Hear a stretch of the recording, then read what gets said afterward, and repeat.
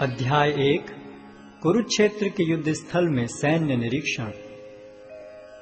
धृतराष्ट्र ने कहा, हे संजय, धर्मभूमि कुरुक्षेत्र में युद्ध की इच्छा से एकत्र हुए मेरे तथा पांडु के पुत्रों ने क्या किया?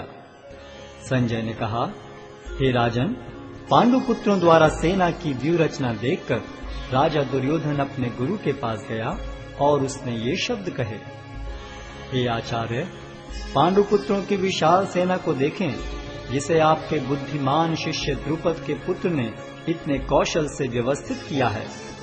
इस सेना में भीम तथा अर्जुन के समान युद्ध करने वाले अनेक वीर धनुर्धर हैं, यथा महारथी युयुधान, विराट तथा द्रुपद। इनके साथ ही धृष्टकेतु, चेकितान, काशीराज, पुरुजित, कुंतीभोज तथा शैब्य जैसे महान शक्तिशाली योद्धा भी हैं। पराक्रमी युधामन्यु, अत्यंत शक्तिशाली उत्तमौजा, सुभद्रा का पुत्र तथा द्रौपदी के पुत्र, ये सभी महारथी हैं। किंतु हे ब्राह्मण श्रेष्ठ, आपकी सूचना के लिए मैं अपनी सेना के उन नायकों के विषय में बताना चाहूंगा जो मेरी सेना को संचालित करने में विशेष रूप से निपुण हैं। मेरी सेना में स्वयं आप, भीष्म, कर्ण, कृपाचार्य, अश्वत्थामा, विकर्ण तथा सोमदत्त का पुत्र भूरिश्रवा आदि हैं, जो युद्ध में सदैव विजयी रहे हैं। ऐसे अनेक वीर भी हैं जो मेरे लिए अपना जीवन त्याग करने के लिए उद्यत हैं। वे विविध प्रकार के हथियारों से सुसज्जित हैं और युद्ध विद्या में निपुण हैं। हमारी शक्ति अपरिमेय है और हम सब पितामह द्वारा भली भांति संरक्षित हैं, जबकि पांडवों की शक्ति भीम द्वारा भली भांति संरक्षित होकर भी सीमित है। अतः इस सैन्य व्यूह में अपने अपने मोर्चों पर खड़े रहकर आप सभी भीष्म पितामह को पूरी सहायता दें। तब कुरुवंश के वयोवृद्ध परम प्रतापी एवं वृद्ध पितामह ने सिंह गर्जन किसी ध्वनि करने वाले अपने शंख को उच्च स्वर में बजाया, जिससे दुर्योधन को हर्ष हुआ। तत्पश्चात शंख, नगाड़े, बिगुल, तुरही तथा सिंह सहसा एक साथ बज उठे। वह समवेत स्वर अत्यंत कोलाहलपूर्ण था। दूसरी ओर से श्वेत घोड़ों द्वारा खींचे जाने वाले विशाल रथ पर आसीन कृष्ण तथा अर्जुन ने अपने अपने दिव्य शंख बजाए। भगवान कृष्ण ने अपना पांचजन्य शंख बजाया, अर्जुन ने देवदत्त शंख तथा अति भौजी एवं अति मानवीय कार्य करने वाले भीम ने पौंड्र नामक भयंकर शंख बजाया। हे राजन, कुंती पुत्र राजा युधिष्ठिर ने अपना अनंत विजय नामक शंख बजाया तथा नकुल और सहदेव ने सुघोष एवं मणिपुष्पक शंख बजाए। महान धनुर्धर काशीराज, परम योद्धा शिखंडी, धृष्टद्युम्न, विराट, अजय सात्यकी, द्रुपद, द्रौपदी के पुत्र तथा सुभद्रा के महाबाहु पुत्र आदि सबों ने अपने अपने शंख बजाए। इन विभिन्न शंखों की ध्वनि कोलाहल पूर्ण बन गई, जो आकाश तथा पृथ्वी को शब्दायमान करती हुई धृतराष्ट्र के पुत्रों के हृदय को विदीर्ण करने लगी। उस समय हनुमान से अंकित ध्वजा लगे रथ पर आसीन पांडु पुत्र अर्जुन अपना धनुष उठाकर तीर चलाने के लिए उद्यत हुआ।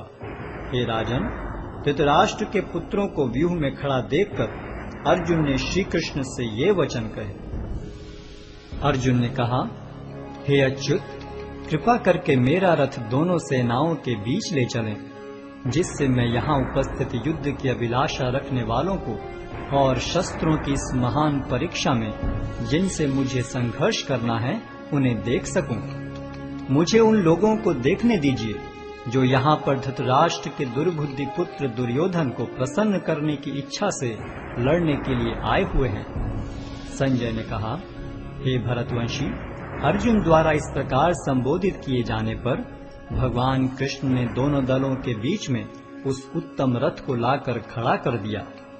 भीष्म, द्रोण तथा विश्व भर के अन्य समस्त राजाओं के सामने भगवान ने कहा कि हे पार्थ, यहाँ पर एकत्र सारे कुरुओं को देखो।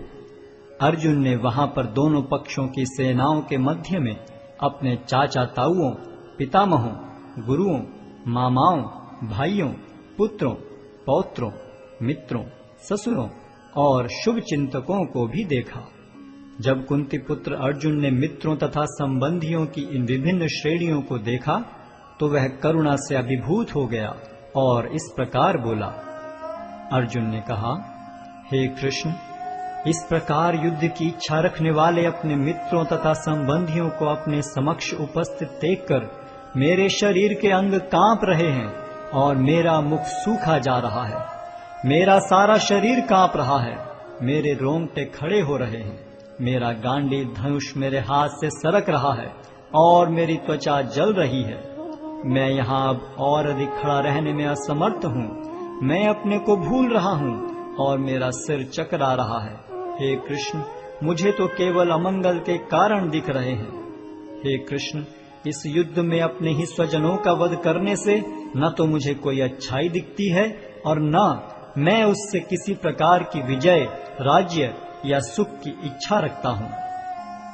हे गोविंद, हमें राज्य, सुख अथवा इस जीवन से क्या लाभ, क्योंकि जिन सारे लोगों के लिए हम उन्हें चाहते हैं वे ही इस युद्ध भूमि में खड़े हैं।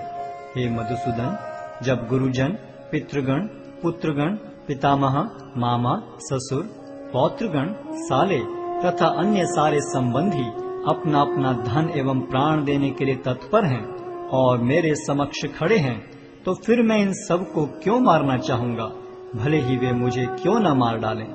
हे जीवों के पालक, मैं इन सबों से लड़ने को तैयार नहीं, भले ही बदले में मुझे तीनों लोग क्यों न मिलते हों। इस पृथ्वी की तो बात ही छोड़ दें। भला धृतराष्ट्र के पुत्रों को मारकर हमें कौन सी प्रसन्नता मिलेगी।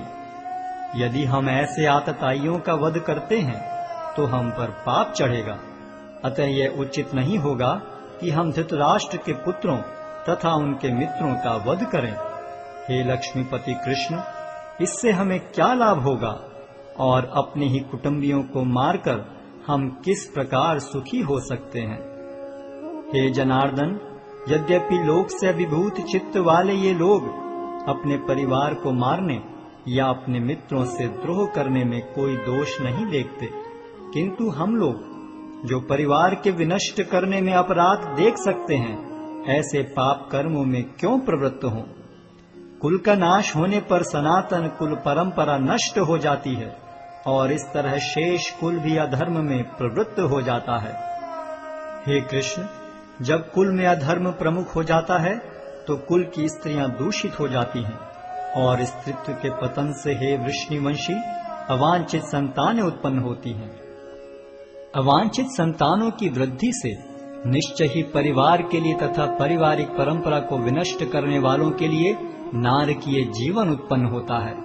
ऐसे पतित कुलों के पुरखे गिर जाते हैं, क्योंकि उन्हें जल तथा पिंडदान देने की क्रियाएं समाप्त हो जाती हैं। जो लोग कुल परंपरा को विनष्ट करते हैं और इस तरह अवांछित संतानों को जन्म देते हैं, उनके दुष्कर्मों से समस्त प्रकार की सामुदायिक योजनाएं तथा पारिवारिक कल्याण कार्य विनष्ट हो जाते हैं। हे प्रजापालक कृष्ण, मैंने गुरु परंपरा से सुना है कि जो लोग कुल धर्म का विनाश करते हैं वे सदैव नरक में वास करते हैं।